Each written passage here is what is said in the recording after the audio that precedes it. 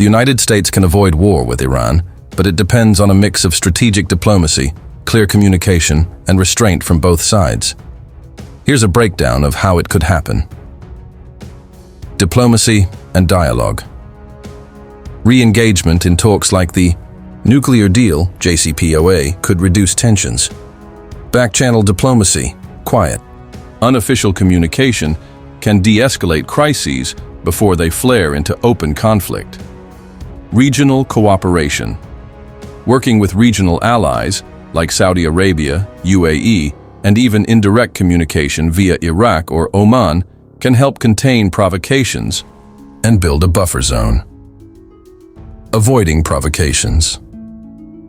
Both sides need to avoid actions like strikes on high-ranking figures, e.g., Qasem Soleimani-style events, naval confrontations in the Strait of Hormuz, cyber attacks or proxy wars escalating too far. 4. Domestic political will. Neither the American nor Iranian public wants a full-blown war.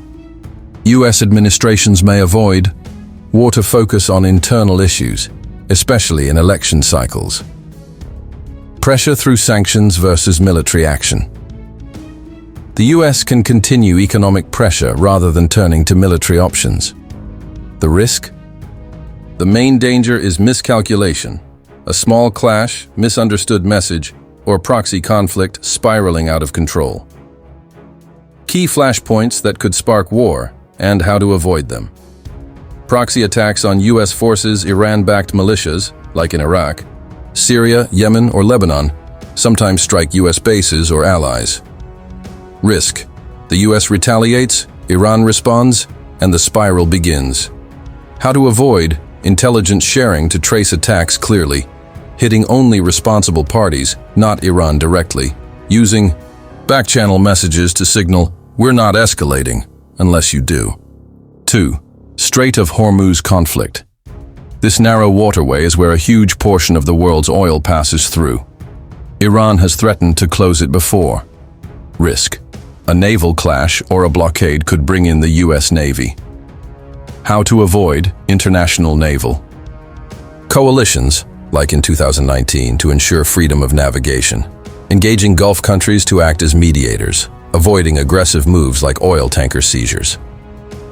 Nuclear program escalation if Iran ramps up uranium enrichment. Israel or the US might consider a strike. Risk. Airstrikes. War. How to avoid. Return to JCPOA or a new nuclear framework. Offer sanctions relief in exchange for verification. Quiet negotiation via neutral countries. Switzerland, Oman, Qatar. Israeli-Iranian shadow war bleeding. Over Israel and Iran are already in a low-level conflict in Syria and beyond. If that spills into US forces or interests, it gets dangerous. Risk. US gets pulled into Israel's fight. How to avoid. Clear US policy separating American interests from unilateral Israeli strikes. Coordinated, not reactive policy with Israel. What's in it for both sides to avoid war? For the US, war in the Middle East is costly and unpopular. Focus is on China, Russia, and domestic issues. Avoid risking global energy markets and allies. For Iran, war would devastate its economy and infrastructure. The regime could face internal unrest. They prefer gray zone strategies, pressure without full conflict. The bottom line, the US and Iran are locked in a tense, high-stakes game of brinkmanship. War can be avoided if both keep their cool, use intermediaries, and avoid surprise punches. It's a tightrope, but not impossible to walk. Scenario: drone strike on a US base in Iraq. Date: a fictional near future, say, late 2025. Location: Al-Assad Air Base, Western Iraq. Event: a suicide drone strikes a US barracks. 3 American soldiers are killed, 12 injured. Initial response: US public outrage spikes. Politicians demand retribution. Intelligence traces the drone to Kataib Hezbollah, an Iran-backed militia. Iran denies direct involvement, but Washington sees Tehran's fingerprints. Escalation risk: U.S. considers a direct strike on an Iranian Revolutionary Guard Corps (IRGC) command center in Iran. Military advisors warn that crosses a red line for Tehran. Israel pushes for a joint operation, arguing Iran understands only force. Behind-the-scene diplomacy, Oman and Qatar open discreet backchannels to Tehran and Washington. Iran quietly signals, "We did not authorize the attack. We will rein in militias if you hold back direct strikes." U.S. Secretary of State meets with European allies to build consensus for a limited response.